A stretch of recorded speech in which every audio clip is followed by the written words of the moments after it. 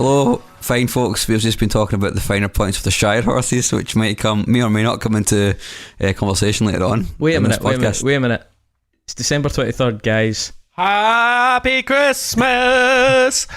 But in it fucking weird how Boris Johnson won that election. I can't believe that Ian Duncan Smith went postal after Jeremy Corbyn won a landslide and defecated on Jon Snow's desk. It was like mental. King Ralph, but Boris Johnson was literally the only politician left alive and basically became Prime Minister by default. My favourite thing was seeing basically... Hang on. What? Isn't it fucking weird how Jeremy Corbyn won that election? Yeah, it was mad. It was crazy. Mark, where were you? I was about to make a Joe Winston joke. Being totally fucked. It's coming. But where were you when Jeremy Corbyn became Prime Minister? Because everyone will always remember that. I was on the toilet seat taking a big shit.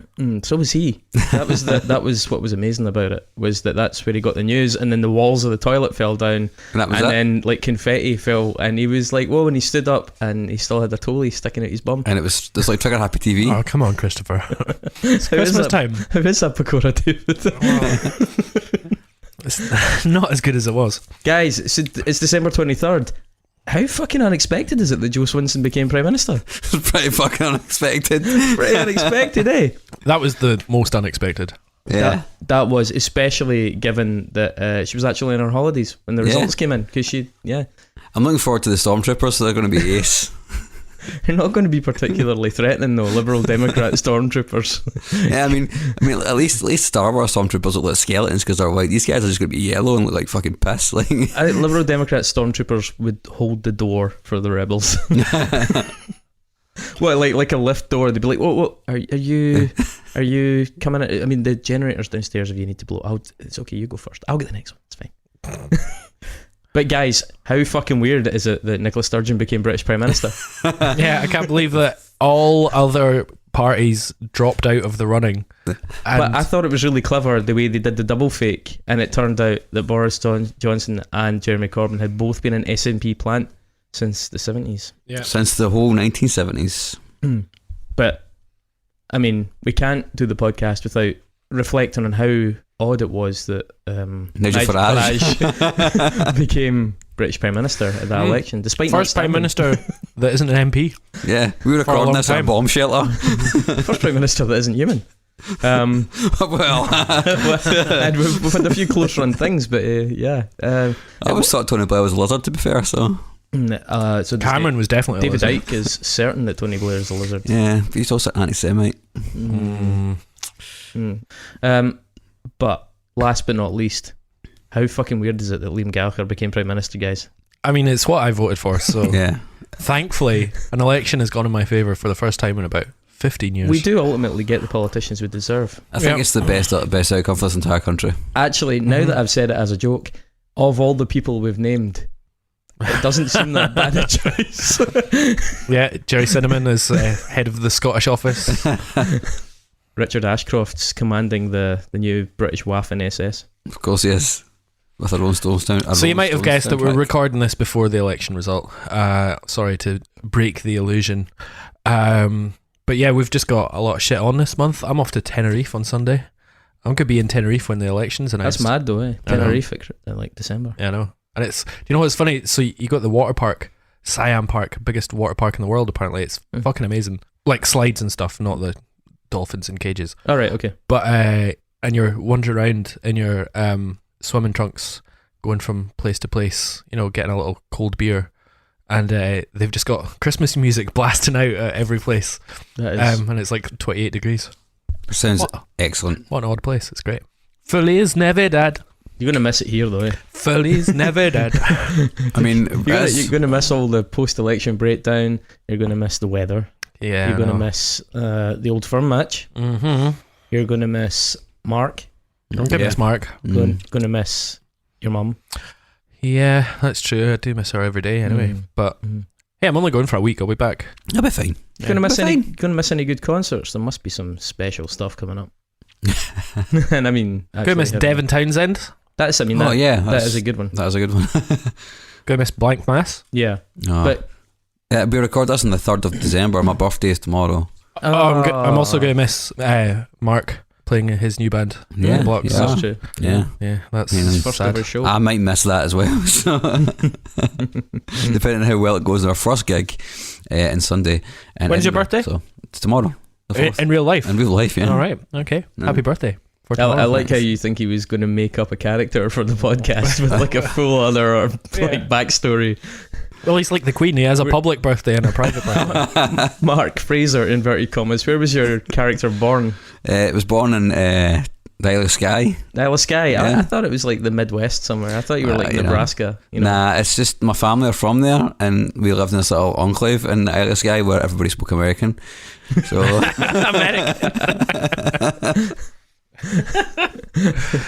No parlo Americano. So the bullshit has begun in earnest already. yeah. Welcome to our Christmas podcast, or part one of the Christmas podcast. My mulled cider is fantastic. You having a mulled cider? I've got a mulled wine. What are you I've drinking? got beer. You've just got beer. It's a good beer. Turn a fucking beer, mate. Dave brought the snacks. He brought some pakora. Got some pakora. It's which I'm almost about to gone. Polish off. Looked a wee bit like jobbies. It almost does. It was tasty though, Yeah, it's good. like jobbies. I mean, the tone is so low already. I mean, it's still higher than it was last year. I mean, you've not even opened the Jamesons yet. So. I mean, honestly, I can't face another edit like I did last year.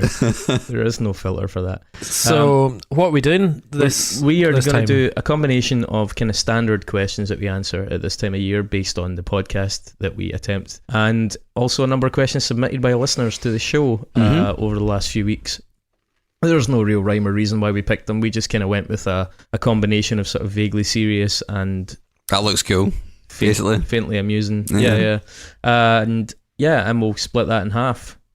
So we probably better crack on, otherwise this will start to spiral out of control. I don't know, is there anything else left to cover? Did you do anything this week? I went to see, believe it or not, 2 nights ago, Gwar. Oh shit. Yeah, how was it? Yeah. Messy as fuck. I heard it was kind of disappointing. I wasn't disappointed. No? No. I mean, I cannot believe how much fake blood they sprayed into the audience. Spurted is probably a better word. Ejaculated. That was a good word. They, I think, offended every single person in the room. Every right-minded person, which probably wasn't that many actually. Yeah, I was just outside the blast radius of the blood. I did get a few spatters, but my god, there were some people going out there looking like Carrie.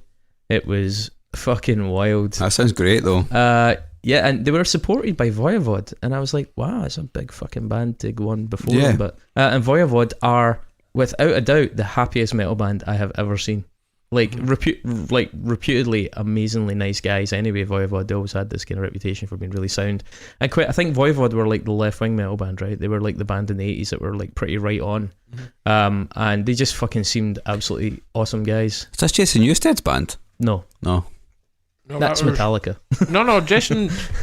That was Echo Brain, wasn't it? No. He was in Voivod for a bit. Yeah, I thought that. Yeah. No, he's not. He's not now. They had a long-haired bass player. He definitely was, though. Well, no, I mean it was still really good, and the guitarist had a big flower in his t-shirt, and they were just generally like really sunny and happy and up for it. And Gwar were fucking outrageous, as you can imagine, just mental. And I'm so glad that neither I nor anyone I know is a cleaner in the venue, because fuck, like I'm not exaggerating. There must have been places in the room where it was like literally like an inch deep in blood. My dad's phoning me, so I'm going to answer it. Can you put him on the mic? Hi, Dad. Hello. I'm currently recording the podcast, and you've been recorded right now. How's that?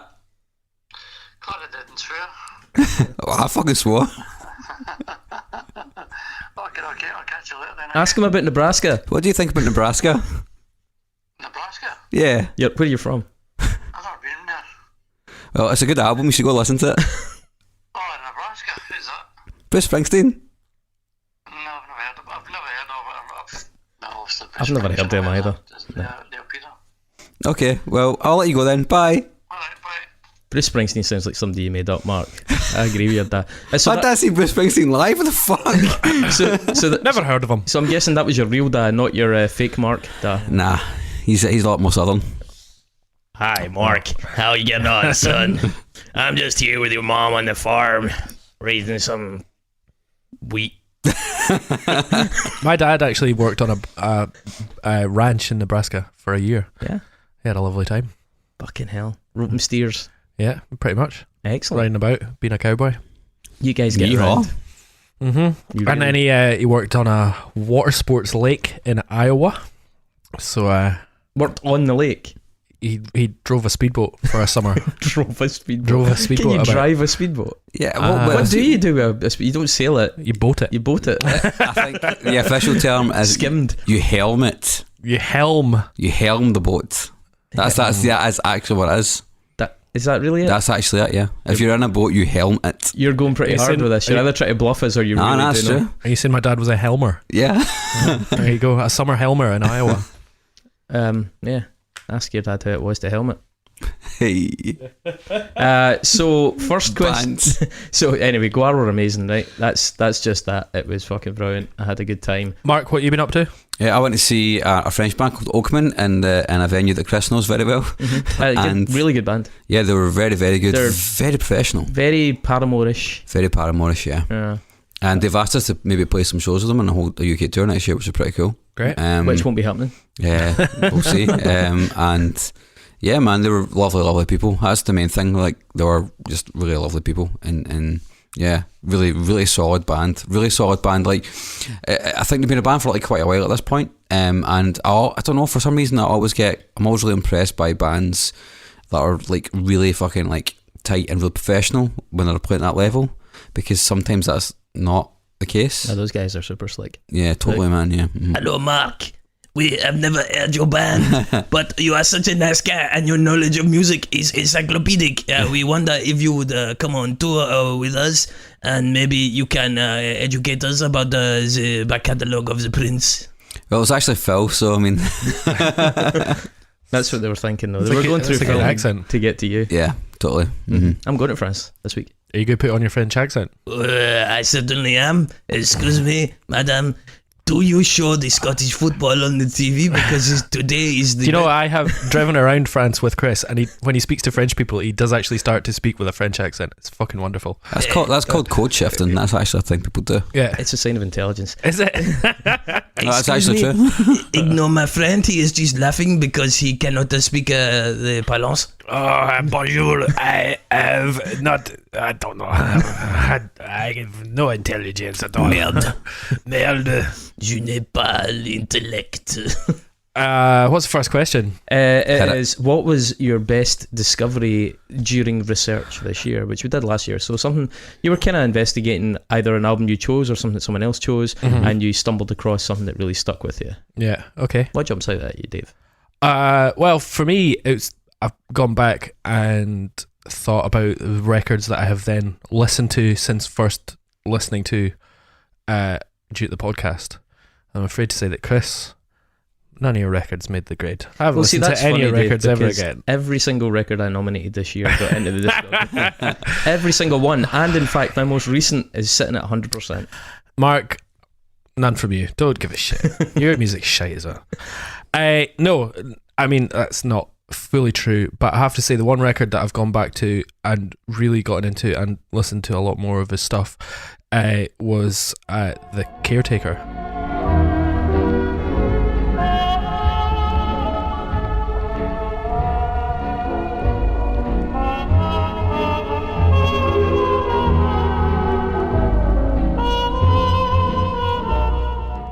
Which was suggested by Benjamin Power of Black Mass, and it was An Empty Bliss Beyond This World record, which was like That's spooky ballroom music. spooky ballroom music. So Caretaker, he's a producer from England, and he basically went and found old sort of like 45s and wax records and sort of ballroom stuff, and It sounds like the Pieced scene in it- The Shining when you walk into the ballroom. yeah, absolutely. See, there's one called Scenes from the Haunted Ballroom or something like Yeah, that. yeah. And I don't know why I'd never really heard of that guy before. He's on releases stuff through Warp and stuff like Yeah, that. he has another incarnation as well, though. I can't remember the name of it, but it's quite different. But yeah, just I fucking love that record. It's really it is literally haunting, and it's just beautiful. Yeah, I've loved that. I noticed when I was cutting it in when we did the interview with Ben, because the music is so sprawling and slow, it doesn't necessarily translate very well on these little interludes that I cut into these interviews. So if you get a chance to listen to it, you should try and give it some of its runtime to really get into the mood. Because I wasn't sure about it at first, but the longer you go with it, the more you're kind of drawn into the wee world. And also, as a record, it works beautifully because it deteriorates as it goes, and that's kind of part of the concept of it. And it's about memory. It was about Alzheimer's, wasn't it? Yeah. Well, actually, in a very similar note, Ben didn't actually end up picking them as part of his 3 records, but Stars of the Lid was a band that he was going to pick, and I think he went for The Caretaker instead of them in the end. But I'd already started listening to Stars of the Lid just to try and get up to speed a bit, and I was really, really taken with it.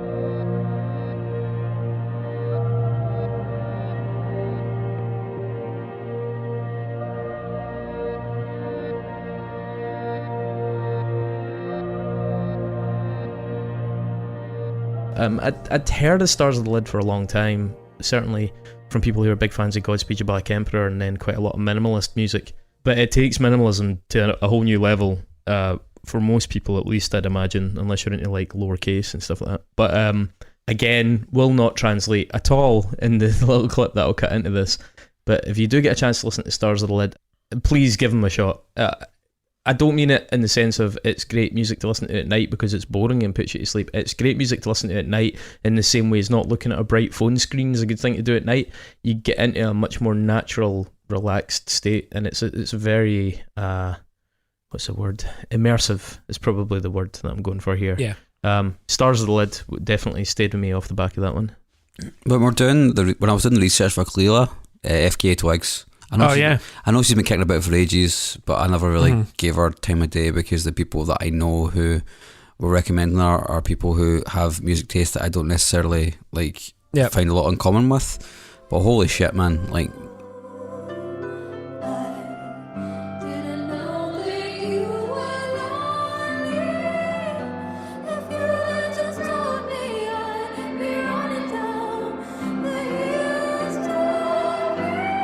LP1 is great, man. Yeah. And our new album is just out of this world good. Yeah, our new record's come out since we did that. Yeah. And it's fucking stunning. LP1 was like one of those things I was like, yeah, this is really cool, man. Yeah. And I was listening to it quite a lot, but then I've been listening to it even more since like the new one came out. Yeah, it's a big find for me this year. Yeah. I really can't listen to her. No? Nah, I'm really... Have you tried the new record? It's different. I haven't tried the new record. It's not even so much about the music that I've heard, because the music I've heard I can understand there's appeal in it. I get that FKA Twigs has very much been steered at the kind of Bjork sort of end of things, like a kind of artistically rich, quite dense auteur that is doing something quite avant-garde but also has mainstream appeal. But it feels like Bjork very much done in a kind of 20-teens kind of way, and it feels much, much more contrived.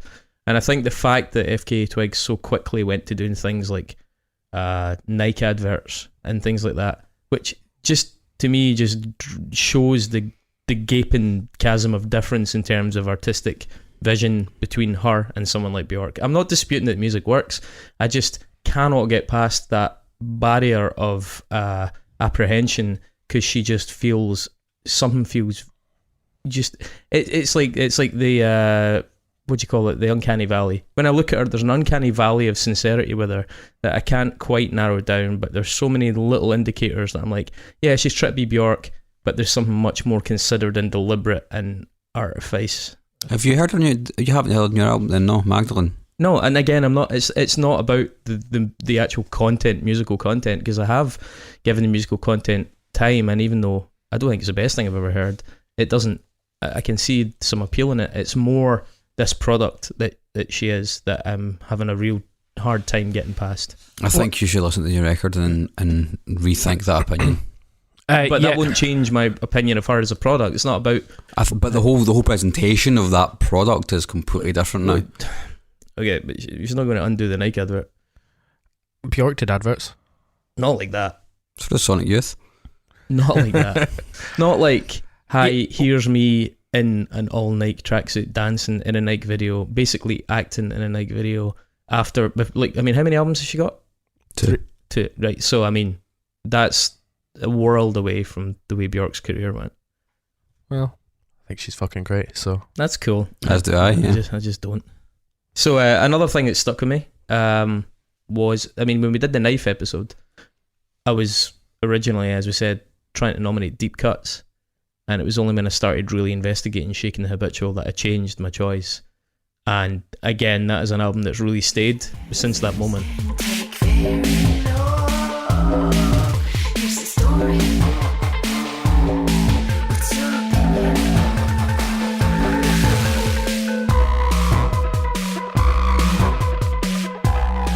You know, and it's not to the detriment of the other stuff. I still think the Knife have other great things in their catalogue, especially stuff like Silent Shout. But Shaking the Habitual, I'm really glad that I took the time and had the opportunity to take the time and discover what a fucking excellent record that was.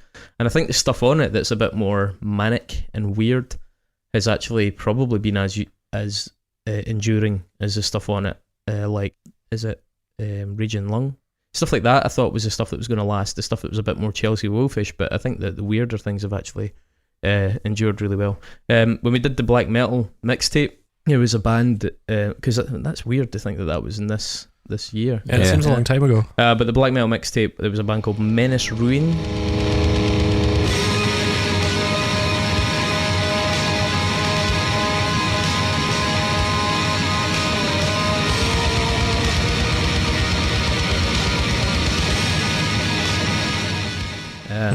I think they were Canadian. They were like kind of folk metal, but like the early stuff was really intense. An album called Cult of Ruins, which really, really stuck with me as just being so fucking raw and inventive. It sort of broke the template a little bit of the other black metal stuff we were dealing with. It was a lot more, I don't know, like a lot more elements of like experimental post-rock in it and stuff like that, but it was fucking terrific and razor sharp and just really, really corrosive, but yet in all that noise there was something quite touching. So yeah, I really liked that. Not so much, I didn't really end up going back to a lot of the other stuff in that episode the way I thought I might.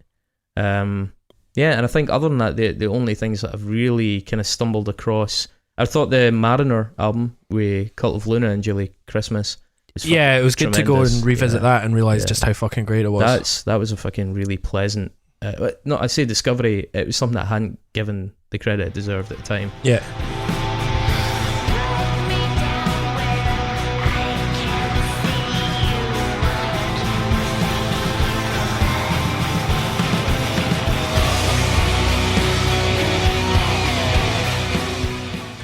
And the only other stuff that I really stumbled across, just as a kind of like sidebar of doing other bits of research, there was a bunch of like really vintage German electronic post-punk bands like Rheingold.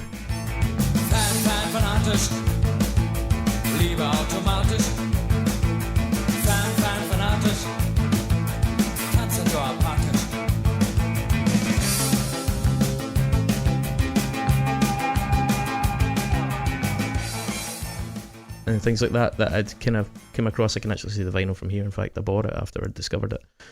So stuff like that, and also I can't remember what episode it was, but as a kind of weird tangent, stumbled across a Skinny Puppy video from like 1986, a song called Assimilate. It's a live video. Mm-hmm. Oh man, it's fucking amazing.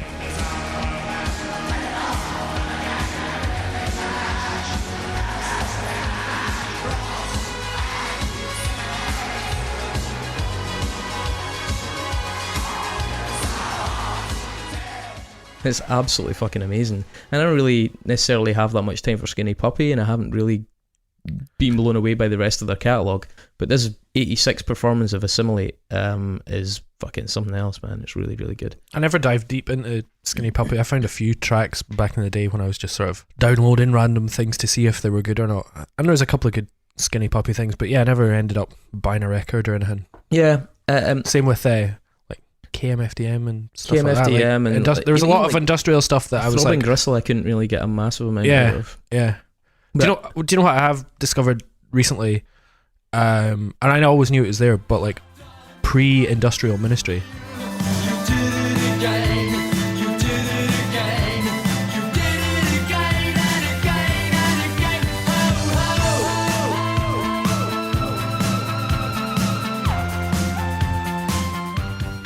when they were The glam when stuff. they were a pop band. Yeah. Fucking great. Like By some the of it is way, by the fucking fucking brilliant. way, when me and Mark were DJing on Saturday, which was an interesting social experiment, we'll update you on the findings. But we only had 2 actual requests. One of them was for E17. It was that song All Right? It's all right. No. Yeah. All right. Everything's gonna gonna be. Which went down well. And the other one was for Pre-Industrial Ministry. No, I was no. like, There was a third one. what was the third one? Somebody asked for Real Gone Kid by Deacon Blue. I wasn't- banger, I a wasn't banger. there for that. They'd have been fucking out in their ear. An if I'd absolute been- classic. I'd have played that twice if I was there. My God, you know how much I fucking hate that band. Yeah, no, that DJ set was interesting. Every Day is Like Halloween. That's a fucking banger. It might have been that track. Like that's like their big pre-industrial one. I kind of fobbed her off by agreeing to play Depeche Mode and confirming to her that Psalm 69 and Land of Rape and Honey are class albums, and she was like, "Oh, you know them?" I was like, "Yes." We did play Depeche Mode and we played it at least 5 BPM faster, and it was even better. Yeah, when it gets to that time, everyone 5 BPM faster. But there's a Depeche Mode track that you can't play in Glasgow. There is, You yes. get battered. Yeah. And my normal Well, I mean, you can play in this house. yeah, I know, but my co-DJ normally Ian Stewart doesn't know these things, so he has played that. Doesn't He's follow played Simple Tina Best. Turner, Yeah. and he's played like pretty much all the football songs.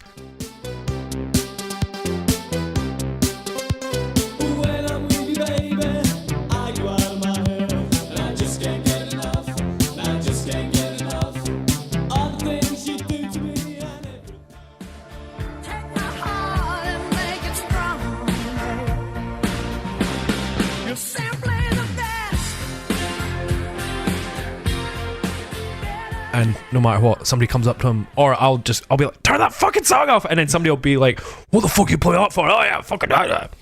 The joys of living in a sectarian, some of the stupid big fucking teams city. Co-opted some classic pop bangers, and yeah, just can't get enough. Is definitely one of those. From the black metal episode, the Thorns record that Dave nominated, that stuck with me.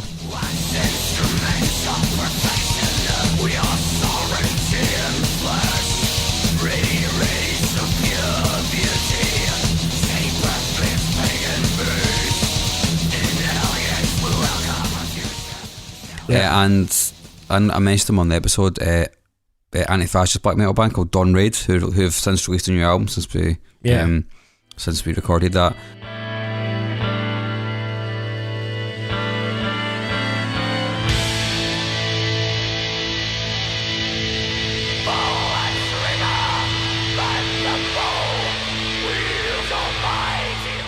And it's fucking tremendous. Beyond's Edition playing song. It's Mark, really, what really was good, man. I can't remember. What was the record you did for the black metal one? I did Death Heaven.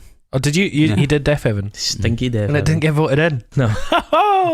Thorns did though. Yeah, Thorns did. Thorns did. Yeah. Oh well. Which is weirdly See, impressive. this is an unusual statistic because I have lost almost all of the mixtapes, but I've had 100% success in every single individual nomination. Yeah. So, what's that? So you don't even have one of our questions later. You can't even partake in. I've had to just go for a mixtape. Oh yeah, that's true. Oh well. Well, that's cool. Go and check out all those things. One other thing. Oh yeah. Remission by Mastodon.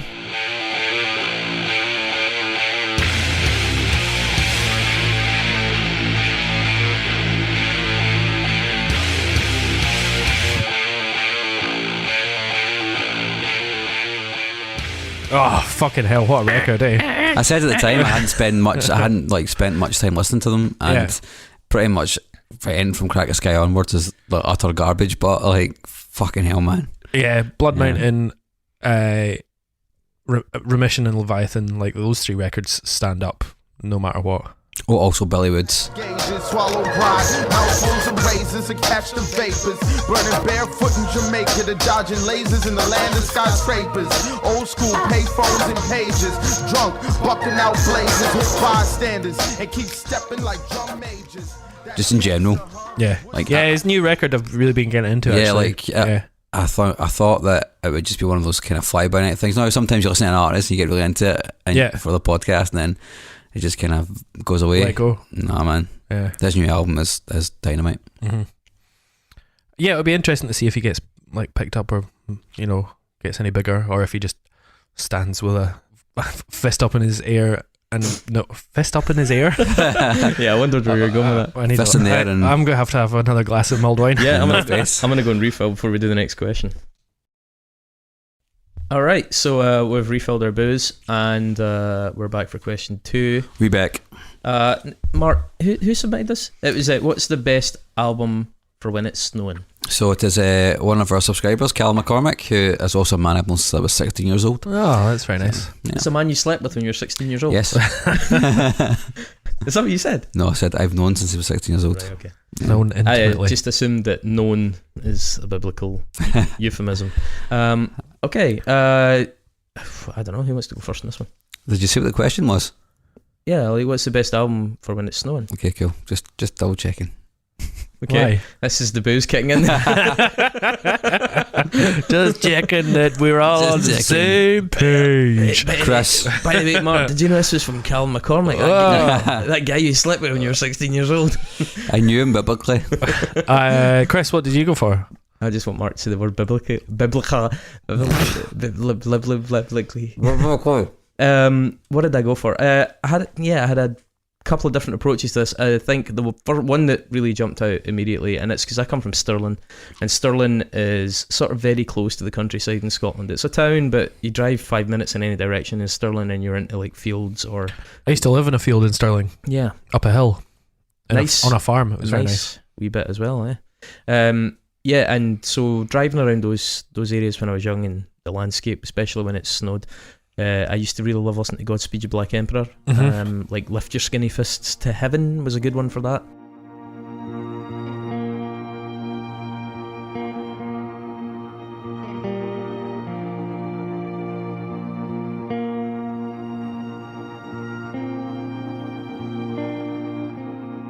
Yeah. But also more recently, the Luciferian Towers album is fucking tremendous for that. It's got a couple of absolutely gorgeous bits of music on it.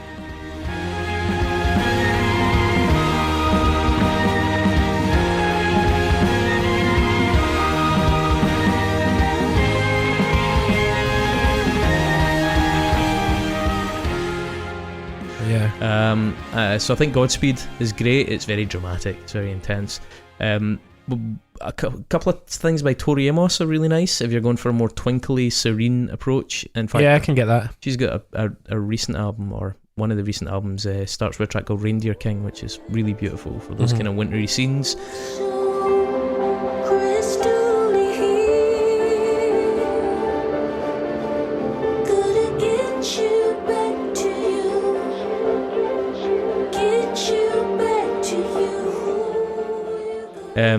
So yeah, I guess, do you want to get cozy or do you want to get all philosophical and existential? I think if you want to get kind of intense, Cult of Luna are really good for that sort of wintry fucking... Yeah. You've got a big open expanse in front of you, like the kind of western villages of Stirling, that kind of area. Mhm. Or something like Menace Ruin, the black metal band I was talking about, that kind of big black metal where it's not all about being in and close and tight and screamed at. It's about expanse and, that kind of Scandinavian desolation thing that they were always doing. Yep. And bands like some of the post-rock bands like Mono, the Japanese band, things like that works really well.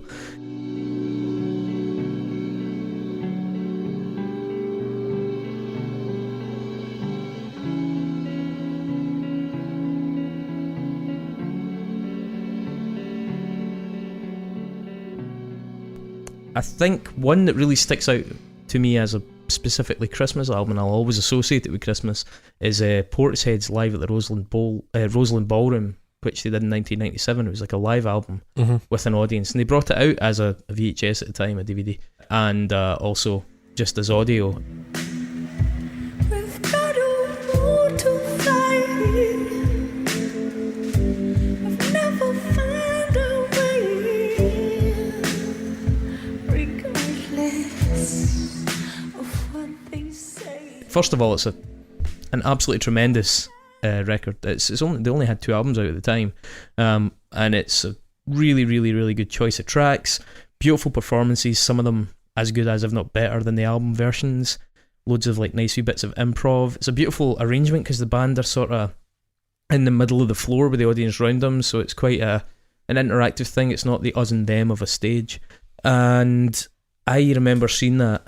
I can't remember what year it was, but basically I was on my couch. We had a Christmas tree. It was in my folks' house. I must have been maybe 16 or so, just turned 17 maybe. And I just remember the Christmas tree being set up and the wee twinkly white fairy lights. I got home pretty late from Christmas in the pub with my friends. We used to do that every year. And I remember putting this on and being absolutely in like one of those kind of goosebump modes for like the full extent of the thing. I was so comfy. I was so serene. I had a nice wee buzz from being at the pub. I'd had something to eat. Just everyone was perfect. The lights were twinkling. The video was amazing. I just always remember that. It's like genuinely quite a subdued moment, but definitely one of like the nicest moments I can ever remember. Yeah. And so always kind of have that Christmas association with that album, even though it very probably wasn't recorded anywhere near Christmas. And I think the only other one that comes to mind is a woman called Enya. Who, foreshadowing. But we'll see why that's significant later on. But yeah, those are mine. I'm kind of with you. I've got like a black metal one that I definitely, if you're walking through the woods with an axe in your hand, trying to hunt a wolf, I think Ulver, one of their first records, Bergtat.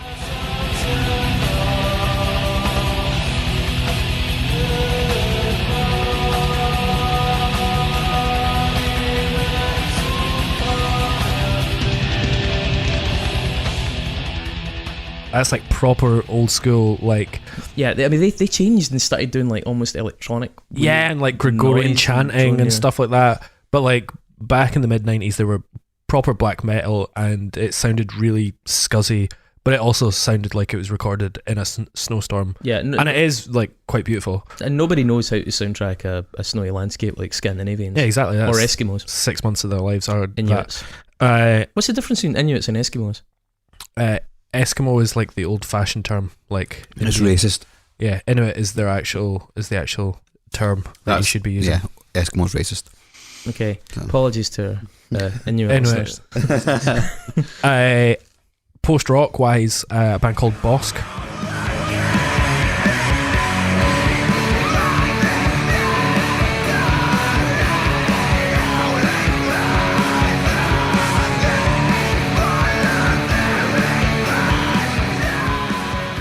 Oh yeah, man. Who are killing it right now, actually. Yeah, so they were around for a couple of years, back in the like 2007, 2009. They were around before that, man. I gave them the first ever show in Glasgow. Oh, really? 13th Note. Yeah, we put them on with a record label. They were around the same time as like Shells and that whole sort of post-rock movement, and they did two sort of mini albums, EPs called Point 1 and Point 2, which were just stunning. And I remember listening to them when I was at uni and it was snowing outside. Did they not just record with Balu?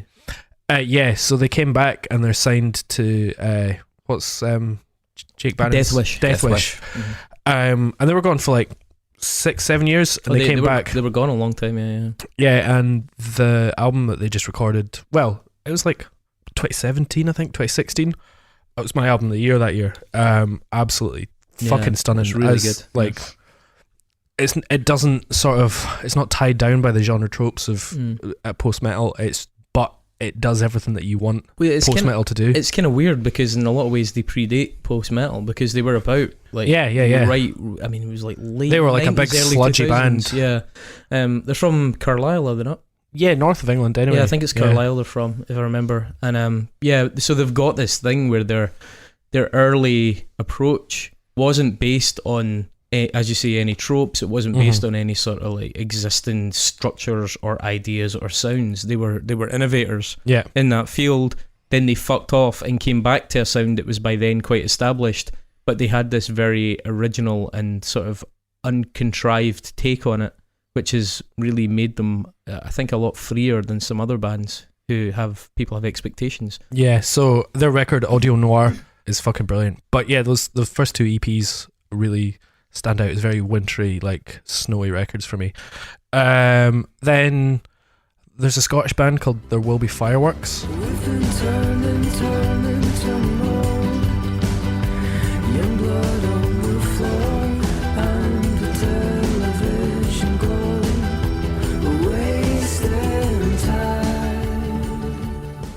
who were kind of like a mix of like Frightened Rabbit with post-rocky elements. And they recorded one record back in like 2009, I think, and then another one in 2014, but they don't really do an awful lot because they've all got like high-paying jobs, like half of them are teachers. But yeah, their first record is really fucking brilliant. It feels like it's recorded in their spare time and they're doing what they can to make it sound good, but I love it all the more for it. And it's definitely a cold winter Scottish album. And I remember walking through the snow listening to that record. And then my final one is Vespertine by Björk.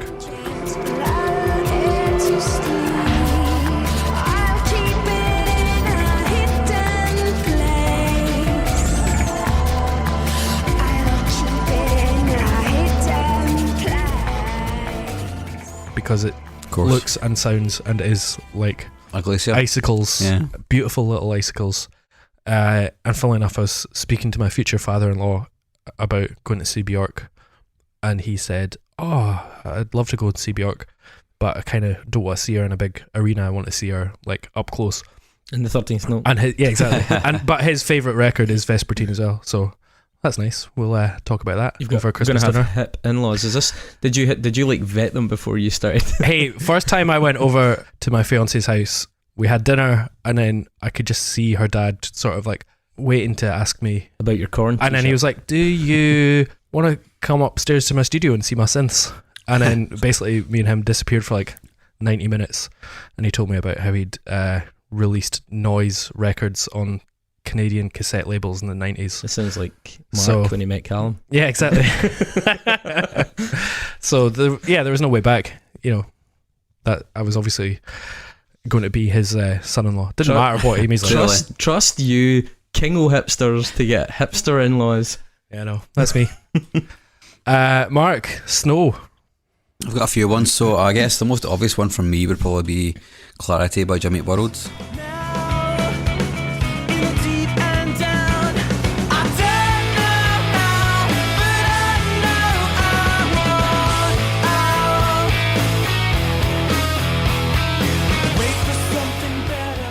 A very me choice. Jimmy Eat World are pure summer to me. Clarity is nah. Also, Futures for me was a very wintry album as well. Also, yeah, that's great record. It's a very kind of dark record. Yeah.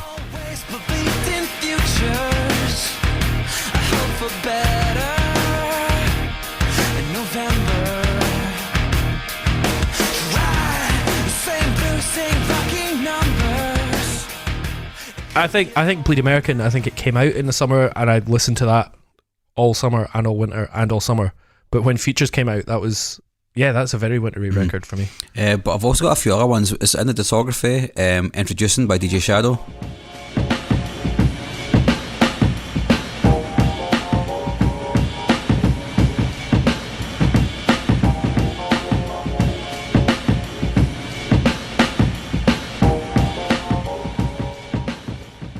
For me, it's always a really cold, really sort of wintry record. I always think of it that way. And a couple of other ones. Ula for Arnold's. Yeah, for I Am Winter.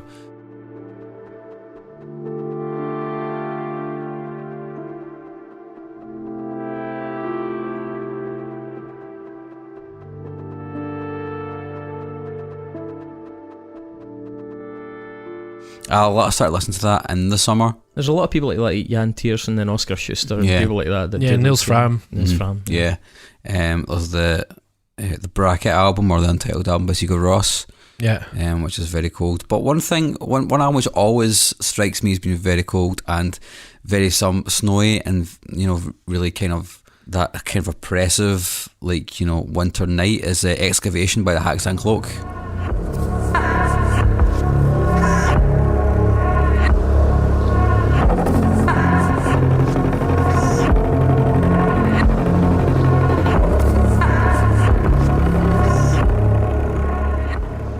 Which is just like really kind of ambient, really really kind of dark, quite orchestral in places, but the kind of sounds that he chooses. Yeah. But that record for me, I think I first heard that when I in the winter, and I was like, this is like immediately. His music is very dark anyway. Yeah. But no, that for me, even though it's kind of dancey in the loosest sense of the word, because it's electronic, is a record that I always come back to when it's snowing, because it just feels like I don't like snow. I find snow quite an oppressive thing. Like the coldness, I don't find it as being like this joyful thing like a lot of other people do. I really don't like it. Yeah. So whenever I think of snow, I think like oppressive and like getting kept indoors and like not being able to actually go outside and do stuff. So. He's collaborated with Bjork, and another person that Bjork's collaborated with is Arca, and I think Arca is very similar to Hacks and Cloak. That's a good point. Yeah. I think that's maybe why I like the first FK Twigs record, because like he did quite a lot in that. You know. Yeah. It's not the second one really production wise, but yeah. So for me, I think my top pick would probably be Excavation by Hacks and Cloak. Well, there you go. Snowy records. Thanks for the suggestion. It probably won't snow this winter. I hope Art remembers to send you a Christmas card this year, Callum. Question 3 is one of the kind of standard guys. What was your favourite Nexus of the year? Well, oh sorry, this mulled wine is coming back on me already. My favorite group of Nexi were the Michael Mosley ones. You remember, he's like the TV doctor. Yeah. They were just for me, that whole group were really fucking weird. I can't remember what they were, but I just remember we all had to go pretty weird for them. Yeah. I think Jeremy Clarkson was involved in mine and Mark's, possibly. Probably, yeah. There was a spell where you guys were just doing the same. Yeah, we kept choosing the same one. If I have to go for one of my own, then I think it would have to be the history of Canada to get through Rob Ford. that was pretty good. Yeah. The French Beaver Wars. I mean, the Beaver. I did give an honourable mention to that in my notes. Yeah. The Beaver Wars was, I think, your greatest moment. Thanks. Even just, I mean, it doesn't not really, even doesn't in the really podcast, explain, does it? Can I go next? Yeah, sure, you can go next. Yeah. Episode 69. All right. Horse of the Dog by the 80s Matchbox Feeling Disaster. I broke the Nexus. Which one was? Oh, was that was Dave Grohl? That was the end of Dave Grohl, of course. I've got that. Yeah. Nexus. I mean, that was brutal. It had to be done. Yeah. I fucking love like the idea of Dave Grohl being an anti-vaxxer. Obviously he's not, but like anti-fucking AIDS. Like there's something so horrible about that I just like. Obviously, it's probably not true, right? I think we established but he's apologised. It's completely he's true. An apologist for his bandmate. It's not true for him, but wait a minute.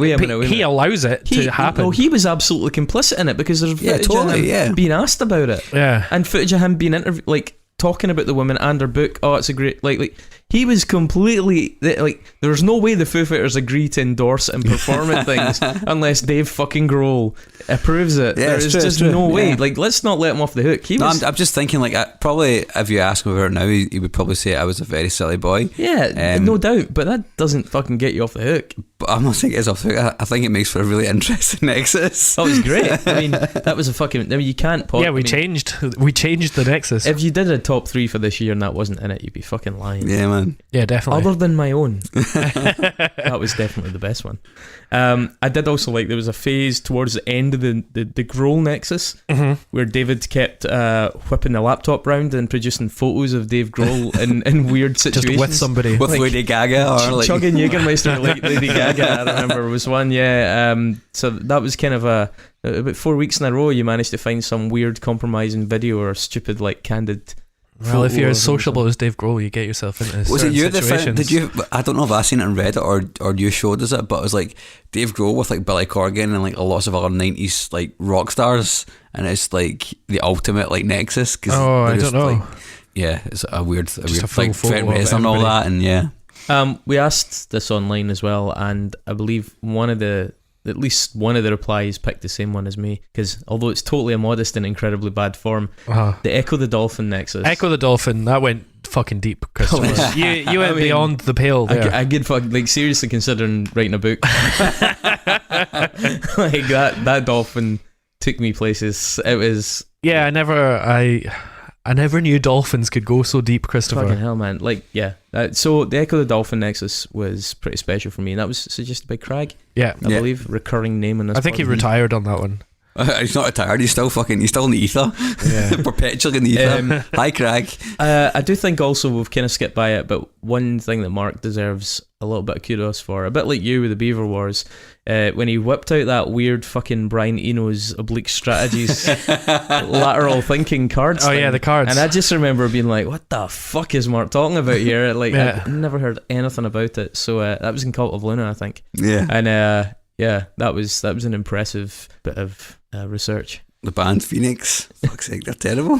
But yeah, so I mean, I guess if I was being immodest, I would pick Echo the Dolphin because I'm still fucking heavy into myself. But if I wasn't, then I guess I would pick the Mark for killing Dave Grohl. I think, yeah. Yeah, I killing don't Dave like Grohl. It's kind of got to be done. Yeah, I don't want to be immodest either, but I think, like, I giveth and I taketh away. Yeah, the best Nexus was the death of the Nexus. So Cool. All right. Well, we'll go on to the next question. All right, next question. I think we'll do 2 more questions in this episode and then have a break. Take Yeah. for another one. Okay. So this was, I don't know, did somebody ask this? Or Yeah, so it was Ricky Stewart that asked the best band with only one album. Yeah.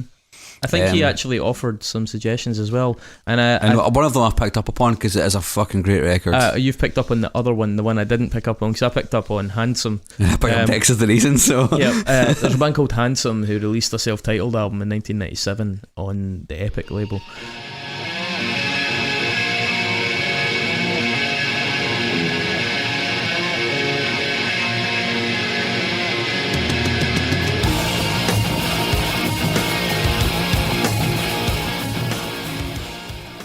It was, what's his name? Is it Tom Capone? It was a guy from Quicksand, Pete Mengade who had been in Helmet, and a guy called I think it's Pete Hines, somebody Hines, who was in the Cro-Mags. Handsome are, I don't want to say grunge. I mean, there's loads of things about the album that do lend the grunge tag to it, but it's much closer to the sort of like big post-hardcore.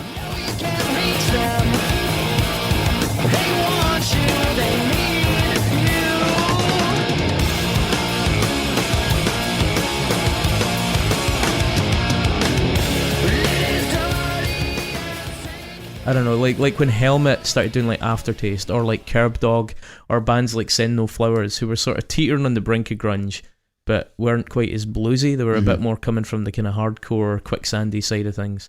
I think like Handsome had only done 2 7-inches prior to that, and then they did this album in 97, and then they split in 1998. They were like a bit of a supergroup, bit of a flash in the pan. I believe that really big things were expected of them when the label heard the album. They were like, this is going to be like the big kind of alternative hit of this year, and then it didn't quite land like that. But it does have like a pretty good reputation amongst people that were about at the time, who were lucky enough to pick up on it.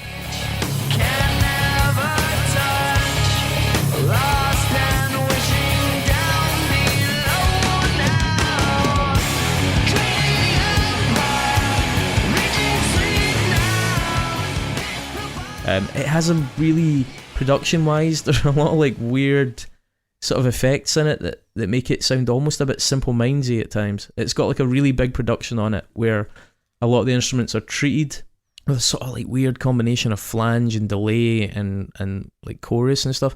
Yeah, so it does have this weird 80s quality to it. It's quite produced, and I think the production's maybe dated it a little, but some of the songs are still really good. Albeit it's just a bit too lumping and stodgy and a bit too potatoey to really have longevity.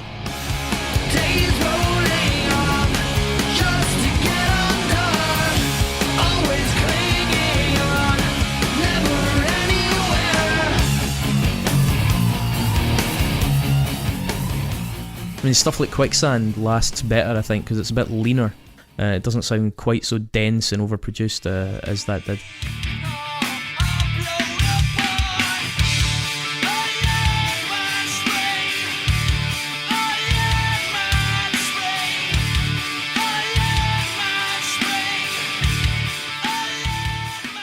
So there was that one that Ricky had mentioned, and the other one that jumped into my head, and I didn't try and go too deep in this one because it's quite a good topic and we could maybe revisit it. But controversy ahoy, the band Rape Man and yeah. and the album Two Nuns and a Pack Mule Yeah. from 1988.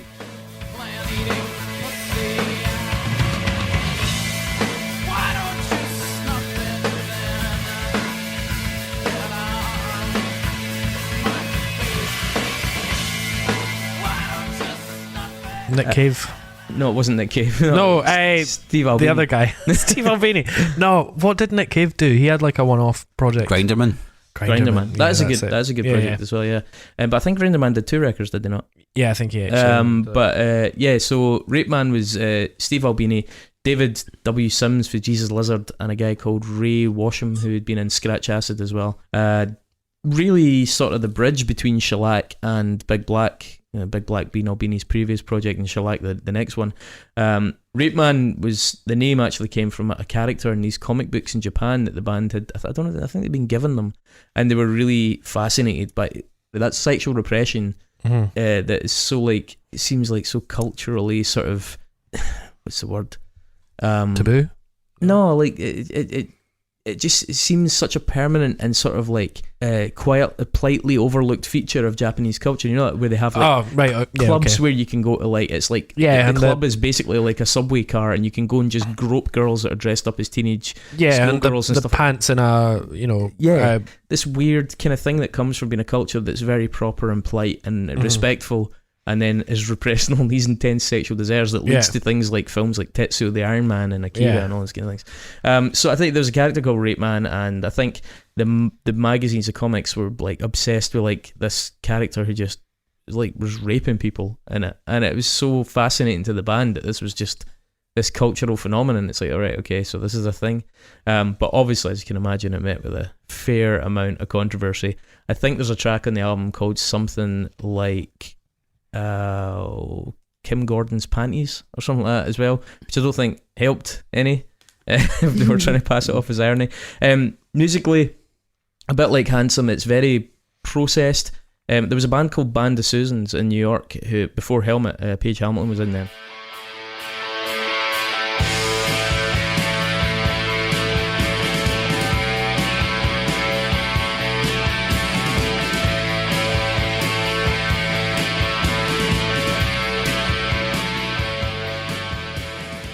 And they were big fans of putting like loads of chorus on. Tremendous band name. Band of Susans. Yeah. Really fucking pretty good band as well. Again, I got one of the records down there. But they did a lot of this weird kind of chorus thing over the guitar on their track. And so there's a fair bit of that in Rape Man. But it's quite post-punky. It's a bit more accessible than Big Black because it's more organically played than Big Black. It's actually a really good record.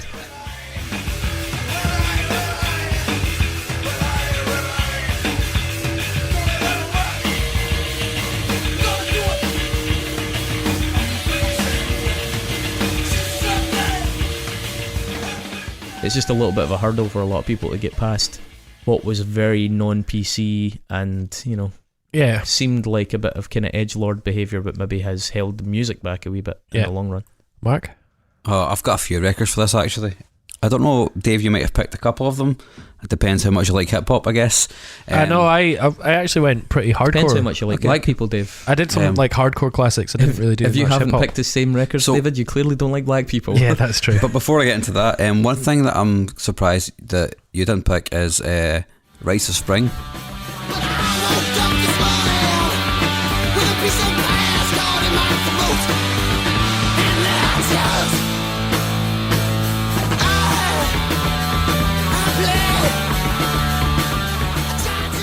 Yeah, I had that. That's a great record, the first one. Yeah, the only one. Yes, so I don't know why. Like, I know it's a big sort of scene trope, but it just never really connected to me in a big way. I actually got into that record. Yeah, I think it's a really good album. Texas is the Reason, their only album, Do You Know Who You Are, is an emo classic.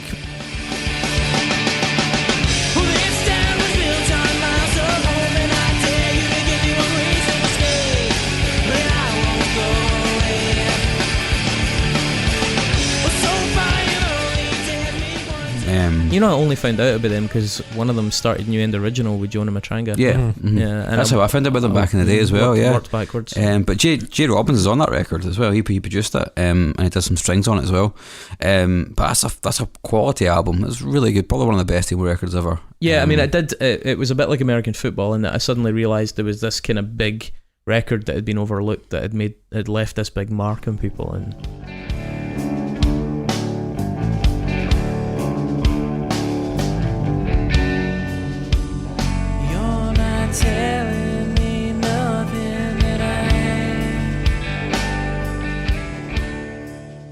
yeah, it was interesting to discover that because it did form a missing link in a lot of ways.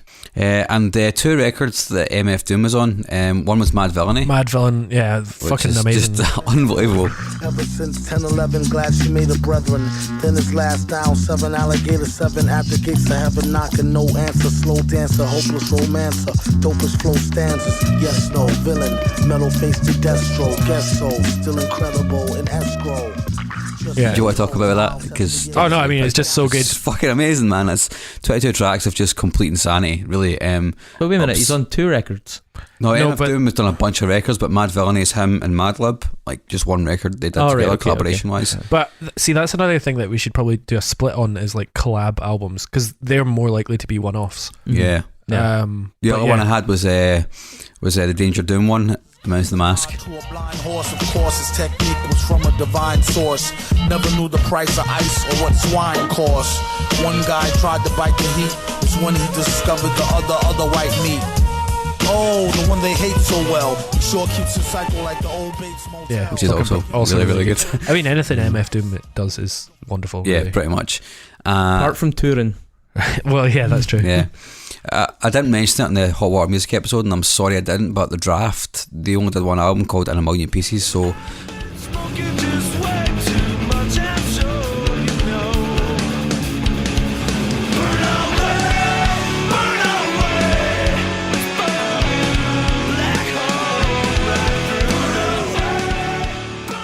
when Hot Water Music kind of went on hiatus in 2003, 2004, the rest of the band went and formed another band, and it is the best Hot Water Music record that never existed. It's like, it's so fucking good. Must be shite if you're in Hot Water Music and they come back and you're like, oh, aye. Oh, I see. It's like if you're a really, really shit in bed and then you go away, you give someone an orgasm for the first time in your life, And come go back. home. Not only have you been cheating on me, but you were actually trying. Yeah, exactly. But I think the top pick for me is a band called The Exploding Hearts.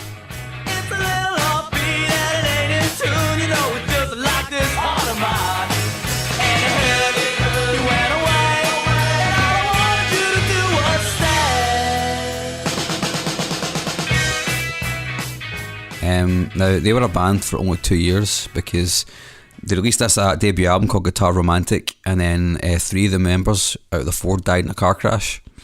And it's like really scuzzy power pop. It's like the Buzzcocks meets Cheap Trick. How many of them died in the car crash? 3 out of 4 of them died in a car crash.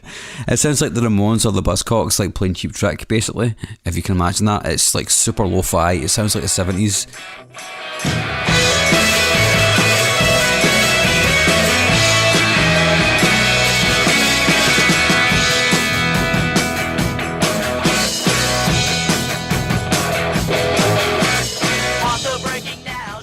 But it's not, and it's just like so catchy and like unbelievably energetic for a band that only existed for like a really brief period of time. Like, definitely caught this band in their heyday. Really good songwriters. Clearly would have been like much bigger if they'd have continued. Obviously they couldn't. I would agree their heyday was definitely when they were alive. If you like the Ramones and stuff and the Buzzcocks and stuff like that, you'd really fucking dig this record, man. It's superb, a proper unsung classic, and I was actually thinking about bringing it into this at some point, but it is a really good band that only had one album, and that's like my pick for this question, I would say. Okay, well, I mean, I chose 3 that I thought you guys would choose, just because they're so obvious. Operation Ivy.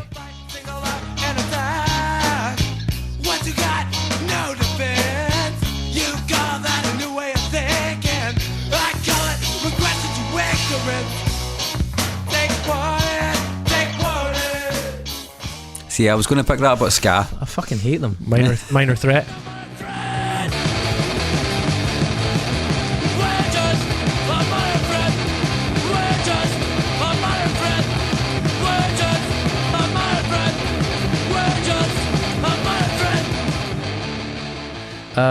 See, out of step. Yeah, I almost picked that. But Yeah, I mean, it's and then Rites of Spring. minor threat. There's a couple of like big ones. I mean, a classic one is Jeff Buckley. This is our last goodbye. I hate to feel the love between us die, but it's over. Another one, Lauryn Hill. Jeff Buckley had loads of albums. Nah, that's his only studio album. No. Everything else was like just like offcuts and demos and B-sides and all that Seriously? shit, man. Yeah. Yeah. Oh, Sketches for My Sweetheart of Drunk and all that shit. It's all Yeah, it's all just picked up. Grace is the only posthumously thing or he did, whatever. man. that's Yeah. mad, eh? Mhm. And Lauryn Hill to this day has only done one studio record, Which is mental, Miseducation right? of Lauryn Hill. That is mad. That's That's mental. fucking mad, isn't it? Instead of what is true, gotta know the truth, y'all. It seems we lose the game before we even start to play. Yeah. I mean, she obviously Probably because has nobody wants to be in a room with her. Well, yeah, I know. Jesus Christ. But right, a couple of Glasgow bands. One from a long time ago called Life Without Buildings. Keep us together, keep up together in the time takes slide it back, in the time takes slide it back, in the time takes slide it back. Forever, you can be me, swim, face of you. Okay, the face, we can take it back. I can take you to hills. Days like television, days like television. There's a fucking great suggestion. They're actually a band that I wanted to bring to a general episode, yeah. Yeah, that might be worth talking Yeah. about at length. You know what, that reminds me a wee bit of Cable in the sense that it's a band that the people that love that album fucking love that album. And hugely influential as well, Yeah. like in that whole scene, Yeah, that art school scene of the late 90s. Another Scottish band, not as long ago, but guys that we know, Song of Return.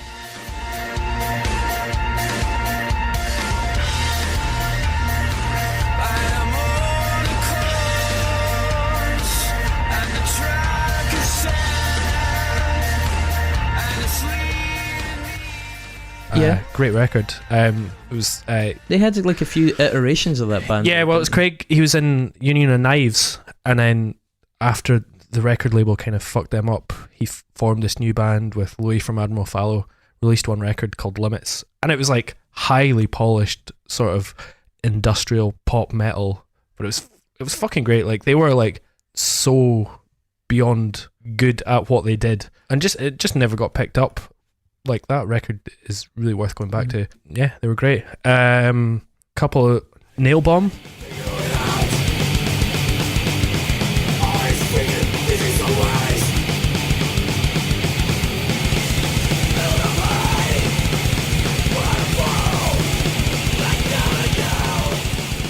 The Cavalera side project. That is a good album. That's a fucking great That's record. a good Shout, album, yeah. man. Yeah. One album that I've listened to over the last like 5-6 years is a record called Dark Side. Baby, take care. Grass is green, but the shadow's blue.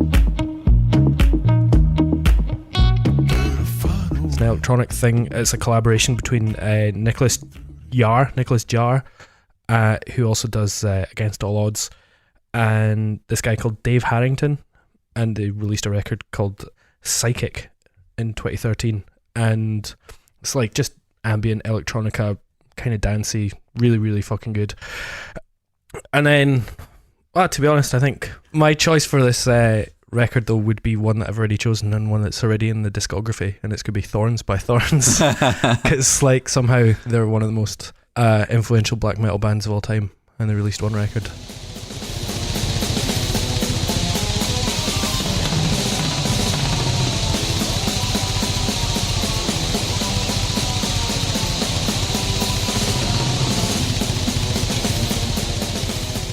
So it's There a you fucking go. great record, so. And it's already in the discography, so there you go. Yeah. So one just occurred to me as you were saying that, and I've just had a quick swatch to make sure they do qualify, and they do. For anybody that was alive and conscious in the mid to late 90s, there was like a kind of psychedelic pop band from England called Dark Star. Oh, I remember them. name's Yeah. familiar, yeah. Who released like one record called 2020 Sound. Joan of Arc was cool, but she got burned.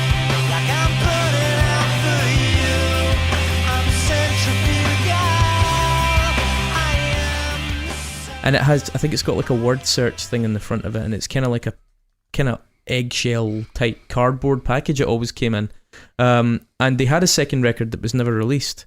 I don't know quite what happened actually, but now that I think about it, they were a trio, and I remember it being like some of the most interesting indie that was about at the time, sort of in with that band Manson, who were pretty unusual and interesting as well. There's a producer called Dark Star that's on Hyperdub as well.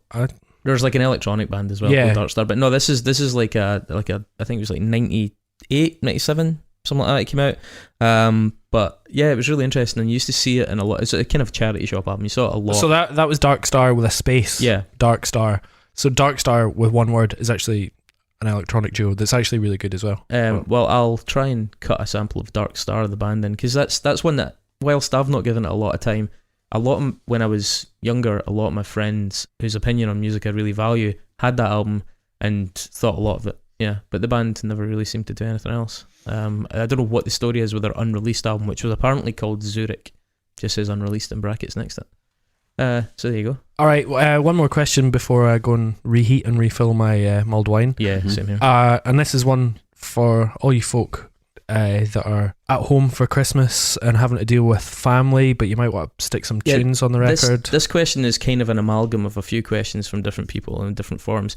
So I don't know what way you guys took it. I took it as best family pleasing album, as opposed to best crowd pleasing album. But what we for me, I took it as literally at Christmas, maybe after Christmas dinner, and everybody's sitting around digesting. What album can you put on that you know is not going to offend anybody? Yeah. First of all, how many people are in the room with you? Me, my mum, my dad, my granny, but she's deaf, she can't hear anything. My auntie and uncle, maybe a couple of cousins, and then a random family friend. So there's probably like 10 or 12 folk in there. That's like idyllic. That's like a family that I just can't relate to. I've got like my dad, maybe almost certainly asleep. My mum, maybe on the phone to her sister to try and get out the room, and me just thinking, fucking scraping. So you're really good. Scraping an only child, you get totally spoiled, don't you? Well, I mean, I've got my mum and dad aren't a couple anymore, so with my mum, it's usually just me, my brother, my sister, and her. With my mum and my stepmom, it'll be us three, maybe girlfriends or boyfriends, whatever. But yeah, it's usually the way it is. My dad's much more musically inclined than my mum, so like that also plays a big part in the choice. Yeah, it depends which living room you're in. Yeah. Christopher, what song are you playing to yourself and your mum on the phone? Well, when I'm picking an album at Christmas, for me, it's got a couple of purposes. One is to replace conversation. That's a big part of it. And the second one is to replace arguing. Yeah. So, okay. yeah, I mean, so it's a subtle distinction. If you're trying to replace conversation, it's something that people can go, oh, it's a good album. I like this one. If it's to replace arguing, it's just like something that you can turn up and be like, fuck this. Yeah. And like just stare at the Sky menu as my dad goes through it for the 400th time, not clicking on anything. I would say for the former, something that everybody likes, maybe like Cyndi Lauper. Time after time, if you fall, I will catch you, I'll be waiting. Time after time, if you're lost, you can look and you will find me. She's so unusual. Pretty these are basically car albums from when I was growing up. I found that like pretty much all mine were car albums. Yeah, we had like half a dozen cassettes, and those were on heavy rotation. So yeah, like Meatloaf's Bat Out of Hell was one. Yeah, I've got that from my dad's house. Like my dad loves it, my brother and my sister really like it because of the whole car thing, you know what I mean? That would be a record we'd definitely put on. Yeah. As I said, She's So Unusual by Cyndi Lauper is, I mean, it's a ridiculously good record anyway. The Joyride album by Roxette.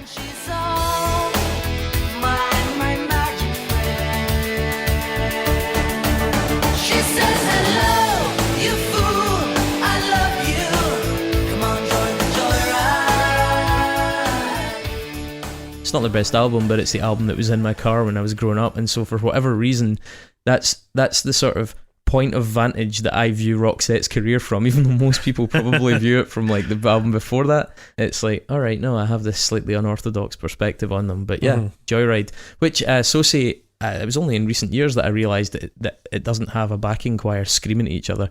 So, a pleasant discovery. It's actually quite an unfussy mix when you get down to the proper version of it. And probably the Big Country's greatest hits, Through a Big Country.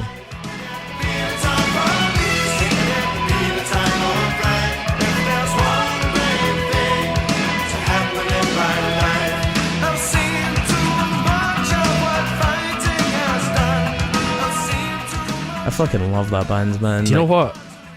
I will talk about Big Country in a little bit, actually. Yeah, well, you know what? They came up in a later question, and I thoroughly resent their presence. Me fucking too. Exactly what I'm thinking. Yeah. I mean, there's a couple others that should be stick-ons, things like the Beatles, but my mum fucking hates the Beatles. My dad really likes them. My dad really likes Guns N' Roses. My mum fucking hates Guns N' Roses, and I fucking hate Guns N' Roses. So I think the only other thing that really does the trick, and probably is for the more, if it's peaceable, if dinner's going all right, there's enough booze being imbibed that we're slowly ebbing out of consciousness, and all I've got to do is kill 5 hours before I can go to bed and then drive home the next day. You're maybe talking about like a 60s compilation, like I don't know, like Needles and Pins, that kind of Chris Farlow.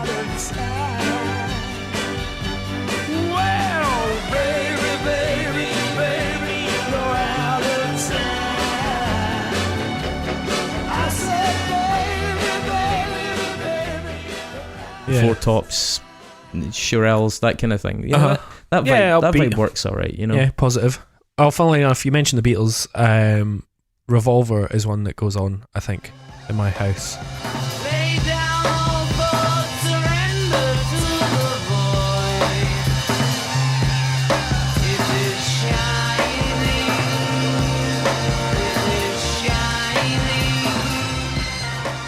From me, it's Sgt. Pepper's. My dad's a huge fan of that, yeah. Mm-hmm. I think Revolver is the one that me and my folks agree on. I mean, is it out of order to be like, I mean, the Beatles aren't very good though, are they? I mean, depends who you talk to. They are quite good compared to what was around at the time. They did quite a lot of stuff that hadn't been done before. A couple of really good songs, Freeze a Bird and Real Love. Really good.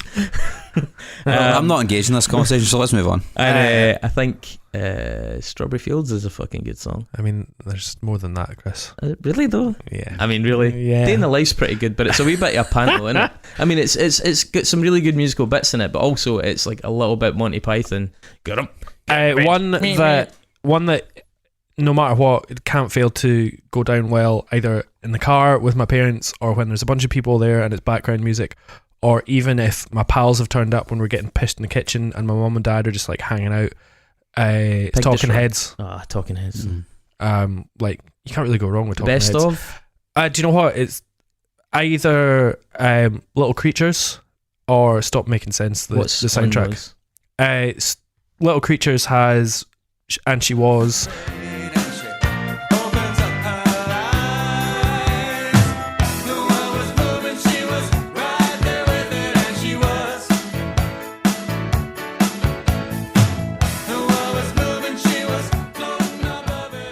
And Road to Nowhere. And that is good. So that's the studio album. And then Stop Making Sense, which is the live album of the movie. So that's got all the classics on it. So both of them really good for in the kitchen when people are getting a bit pissed. Do you think Talking Heads are better than the Beatles? Fuck off. And then Bruce Springsteen, Born in the USA. That's a family favourite.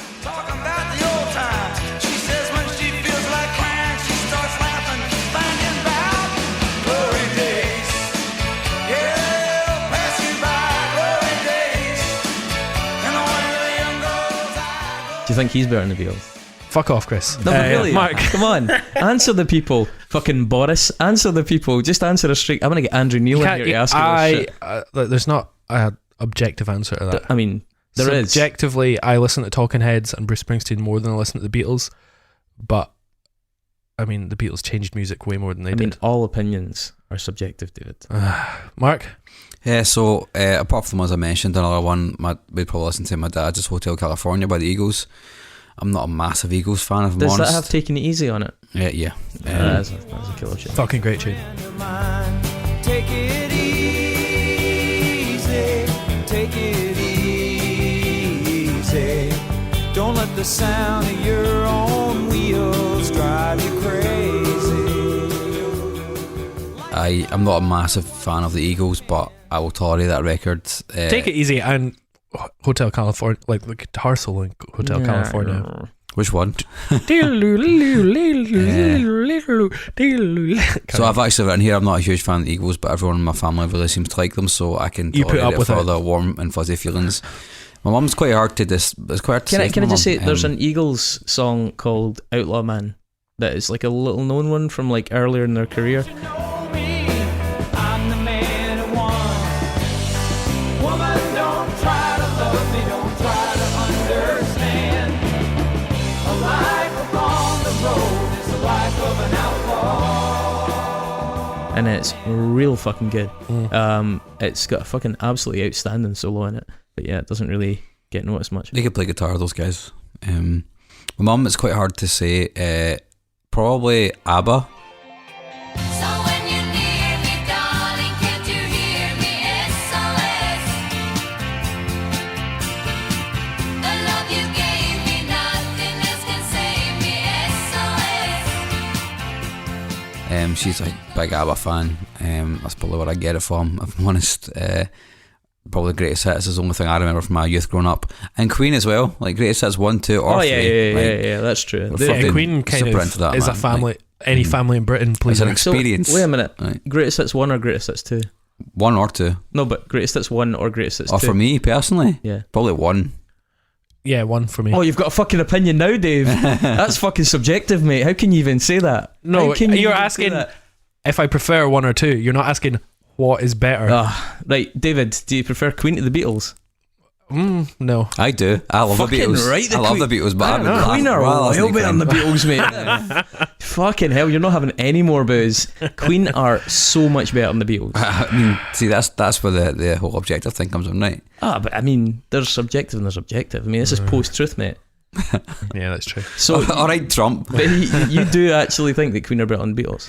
I would rather listen to Queen over the Beatles, but I think the Beatles are a better band objectively. But I would rather listen. Fuck is this? I would rather spend time listening to Queen. If someone gave me the choice, like If I had to this listen record, to this an record, album I would by listen to Queen. Wait a minute. If I had to listen to an album by Queen or the Beatles, I'd listen to Revolver by the Beatles. Fuck off. It's the Wait best a minute, album. though. Wait a minute. Queen are the Beatles are objectively a better band. You saying that? Are you fucking seriously suggesting that the Beatles are better musicians than Queen?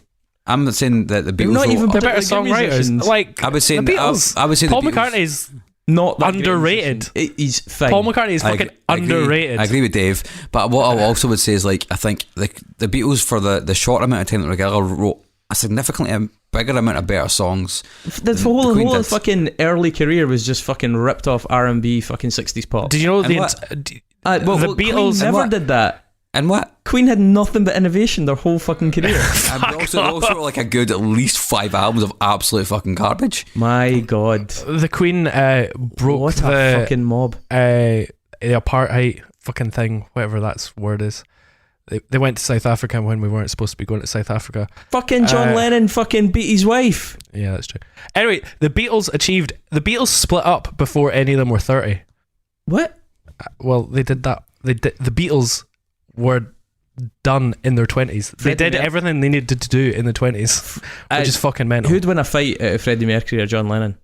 Who the fuck cares? What kind of question is that to ask? I care. Who'd win a fight? Alright, big alpha Chris, who's going to win a fucking fight out of Freddie and John? Mark, what's next on No, your... wait a minute. I have a point here. Right. The Freddie answer- would win because he's... Freddie Mercury, right? Aye.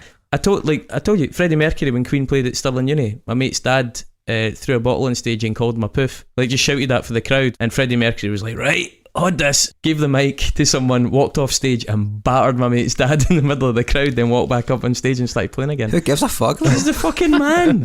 Freddie Mercury is the fucking man.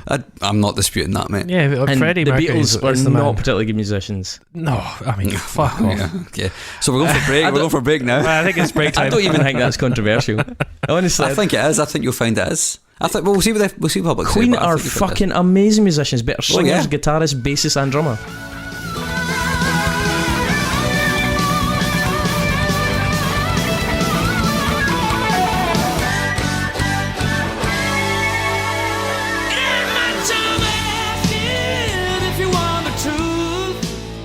That's possibly true. Aye, possibly, but Better harmonies. are you trying to say Dream Theater are a better band than Nirvana? No, but he said objectively as a band. No, No, they've written as they've a written band, better like songs, song, like, better including musicians. songwriters. Well, what do you mean? We're not talking about musicianship. What do you mean objectively then? We're talking they've about writ- like if you think about the concentration of good songs they wrote, it's Queen. far higher than the Beatles. Queen than it is for Queen. Queen far is- higher. Queen have got far higher hit rate than the Beatles.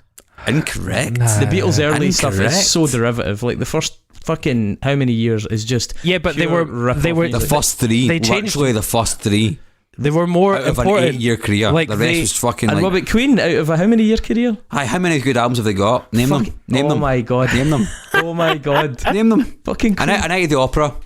A Day at the Races. How many fucking good albums have the Um, Beatles got? Fucking Rubber Soul shit. Revolver's boring. Revolver is Sgt. not Pepper fucking is boring. so stupid. Uh, It's so stupid. Nah, Revolver, Sgt. Pepper's, Abbey Road, The White Album. Oh man, the That's 4 right off the bat. Beatles albums are fucking chronic. I'll give you that. Like the Red and Blue compilations are listenable. The Red, I'd have to say the best of the Beatles. exactly. All right, I need to go and fill up my mulled wine. We'll come back to this next week. I'll leave it for a whole week, yeah. We'll be full of the fucking I'll season get it of over goodwill. Christmas. Happy Christmas. Hope you have a lovely time. We'll see you next week with a lot more shit, and we'll be a little bit more pissed and argumentative.